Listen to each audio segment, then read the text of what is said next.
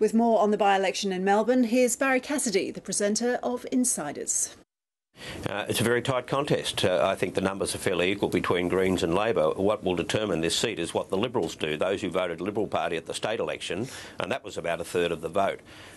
So where they go is anyone's guess. You talk, though, to some of the independents and the minor parties candidates, and they were saying about a week ago that they thought the Greens would win it. Now they're not so sure. They think there's been a late shift towards the Labor Party. So on balance, they're now expecting that perhaps Labor might win in a close contest. All right, this by-election, of course, is a big test for Julia Gillard.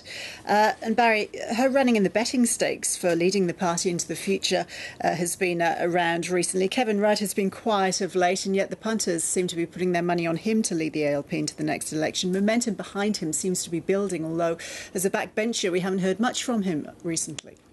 No, we won't hear anything from Kevin Rudd because this is a contest without a candidate, and as Laura Tingle pointed out in the Financial Review this morning, it's also a contest without policies. Look, Kevin Rudd has said he won't challenge, so his supporters rely on a destabilisation campaign, and that's what's going on. But now they've put out this ultimatum and saying that Julia Gillard has to have 38% primary vote by the time Parliament next sits, or it's on.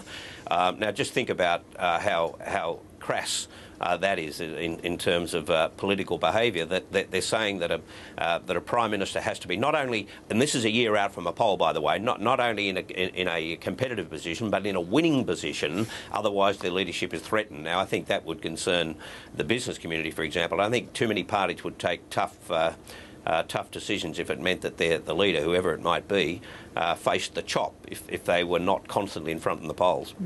What about Foreign Minister Bob Carr, Barry? We're seeing a lot of him. He's very accessible at the moment. Do you think he might be a contender for the Prime Ministership down the track, coming up through the middle, as it were? No, I think it's come down to two.